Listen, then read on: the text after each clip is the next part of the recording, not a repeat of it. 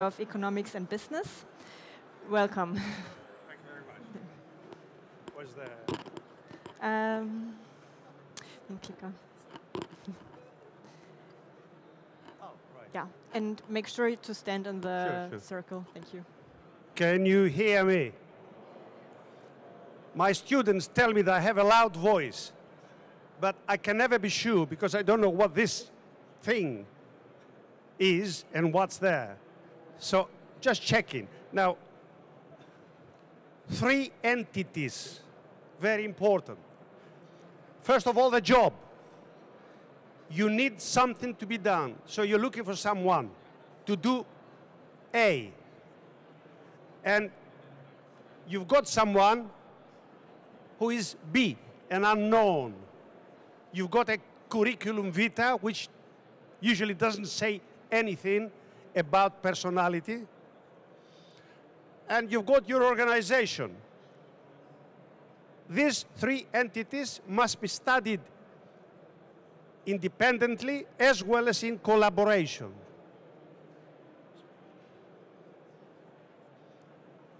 Preamble. You're born to be who you are. And you will see what that means. You are good in some area or other, without any doubt. There are no stupid people. They can all excel. We can all excel. I will say that many times. And I have proved it. I'll tell you how I have proved it. And I can persuade you to excel when I know how your brain thinks. The key words.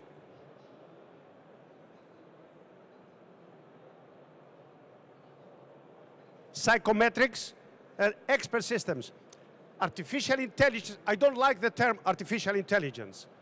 Although my first degree, the thesis of my first degree was on artificial intelligence, to design a piece of software in Prolog, late 70s, to analyze the personality. Expert systems is the key word.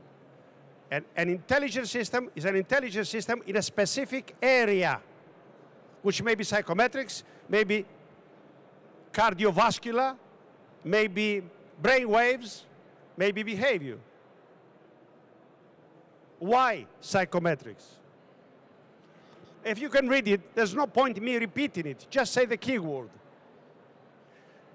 You're not always the person who you appear to be. So it's optical illusions. You have alternative talents which you cannot find out without psychometrics. And therefore, know thyself, great Socrates. Productivity increases by 70% when you use the potential of your brain, if you find out what it is. The ideal state of an organizational workforce is where each person, their job, work environment matches the personality. B, the person is doing what they prefer to do by nature. And C, the person does what the employer wants, exactly what the employer wants. Axiom 2. I have evidence, over 1 million real people from all over the world. And I know the personality in detail of each and every one of them. There are no people there without intelligence and people who cannot excel in one or more areas. One or more areas, normally up to 3 or 4 different areas. Why Ariston? Ariston is an algorithm. It's a methodology. So this is a scientific approach to analyzing the personality and match it to specific professions. How many you will see? Personality, aptitudes, abilities, and experience. They go together. But personality, aptitudes, abilities are the inherent attributes of personality. You're born to have a personality, aptitudes, abilities. I'll show you an example. You acquire experience. You may not have experience in what I need you to do, but you may have the personality and aptitudes, abilities to do it. So I need you, even without experience. You select stuff. You want to retain them, reposition if necessary. You will see what I mean, reposition. Identify gaps. Team building, very important. You've got 20, 30 people, 100 people. You're trying to find who can collaborate with whom. And of course, talent diagnosis. A lot of people work in areas that have tremendous talents, but the management does not know the extra talents beyond the work environment. We use psychometric tools and questionnaires. And we have 3,000 professions from the European Union database called ESCO, European Standard for the Classification of Occupations. It's the most analytical database of occupations. And this is the person, the knowledge base, over 200 personality types, and aptitudes, abilities, personality, inherent traits, blah, blah, blah, blah. Now, some of this terminology, locus of control, is a psychometric frame of mind where you try to find out whether the person believes they can do the job and they can control their environment.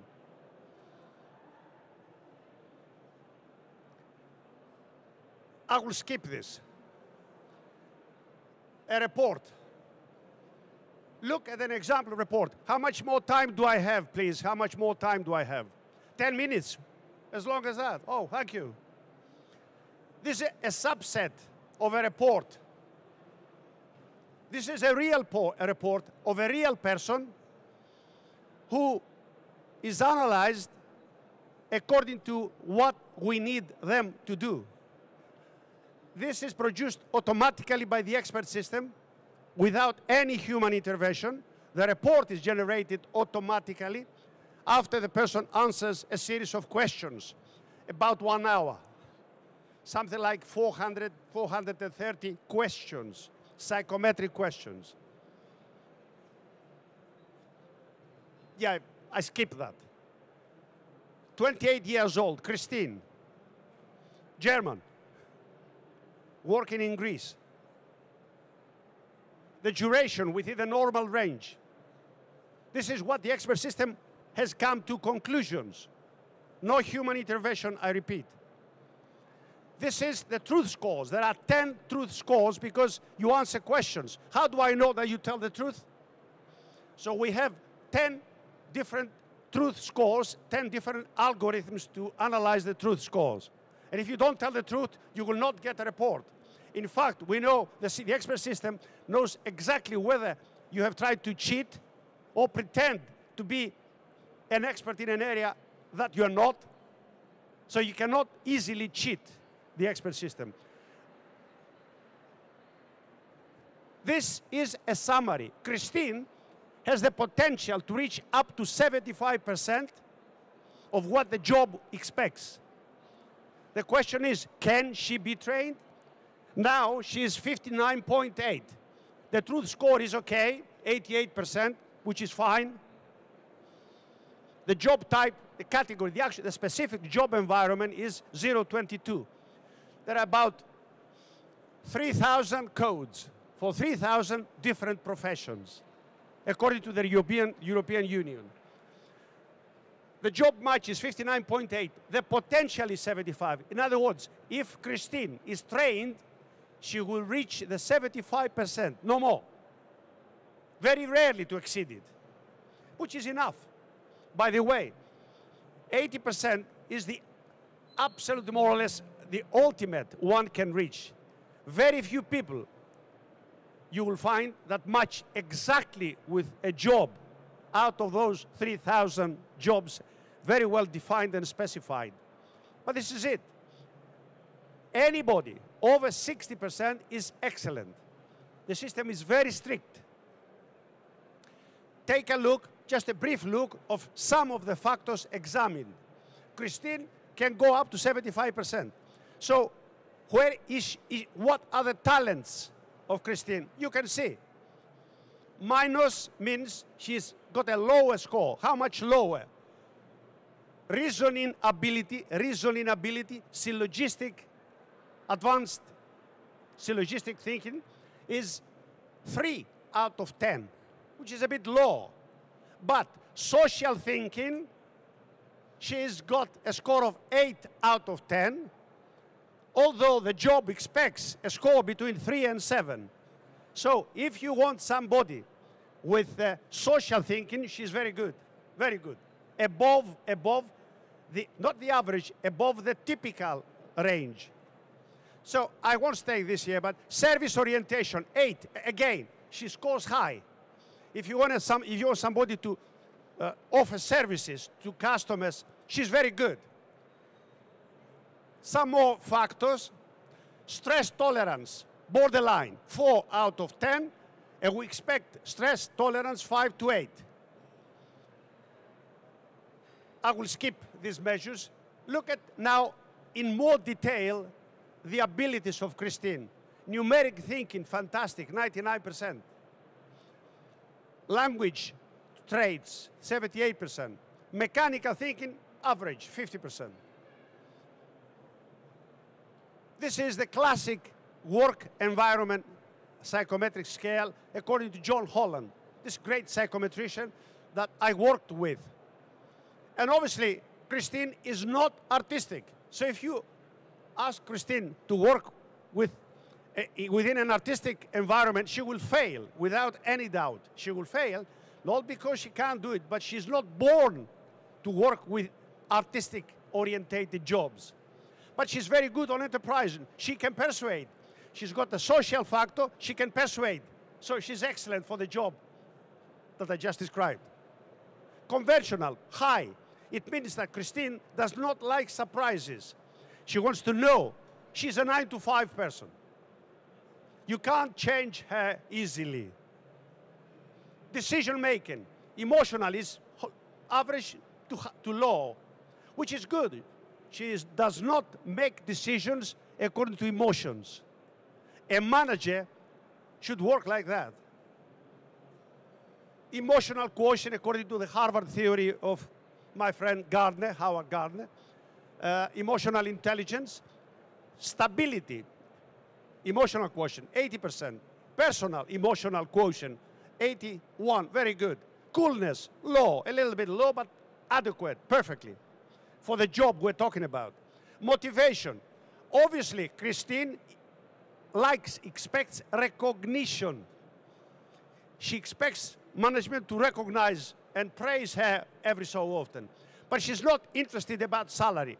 Salary is not a motivation for Christine, which is good. Well, maybe not good for her, but good for the management. These are the values of Christine. Excellent set of values, universal values. Christine is not spiritually orientated. She does not appreciate beauty. Why should anybody appreciate beauty? I mean, she couldn't care less about moda, what's it called, fashion. I mean, fashion, well, she dismissed the whole idea of fashion, which is fine for a businessman and for a husband. She does not give emphasis to self-denial, is very low. But, watch this, responsibility. She appreciates responsibility. She's consciousness, fairness, integrity, etc., etc. You know exactly who Christine is as far as her system of values, which do not change, by the way. Until she dies, she will have this kind of profile. Self-esteem, excellent, 80% and 91%. This is what she believes that others believe about her. The theory of self-esteem. There's no time to explain it. Locus of control. We want an internal locus of control higher, which means that the person that has over 60% internal locus of control means that her personality she believes that she can change the world around her. Statistical analysis, I'll skip this. This is, yeah, a little bit more mathematical, but looking at this graph and seeing that the red line is making a certain area plotted against the blue line, the higher the square centimeters are, the higher the spread of her personality within certain personality factors which are absolutely essential for the job she applied for. These are some of the factors. I skip them. Now then, supposing you have 15 staff, you administer the test. And here are the names. These are real people. And you place into 5 teams. If you want to say, take these 15 people and group them according to their personality in 5 groups. There are the groups. Group number 1, so they can collaborate. Team building. This is team building. They will collaborate excellently because the personality matches. Watch this again. 15 staff, randomly selected, placed into ranking order. 15 candidates. Who would you choose for job 022? Well, obviously, Angela. Angela is ranked number 1. If you want to employ the 2 best, the 2 highest personalities that match the job, well, you will employ Angela and Irene. So really comparative ranking and using advanced mathematical model, which I have no time to explain. This is what management want. The profile of all, how many more minutes do I have? 2, excellent. Imagine the management that have this map. If he wants a person that can work interpersonally with others, there's only one person that can work perfectly with others. Intercollaboration, interpersonal, and that's Angela with a green score of 7. Now, Anthony has got a 7 on autonomy, Angela on autonomy, and Alexander on autonomy. People that prefer to work independently, alone. So you know that if you want somebody to have initiative, you will avoid using assigning him a job, and that's Olga with a red color for initiative. So, the ideal society, I finished, where your profession matches with your hobby. Thank you. Thank you so much. Thank you so much. Yeah, I wish my professors would have been so passionate as you. That would have been much more fun. Yeah, we have time for one question. Is there a question?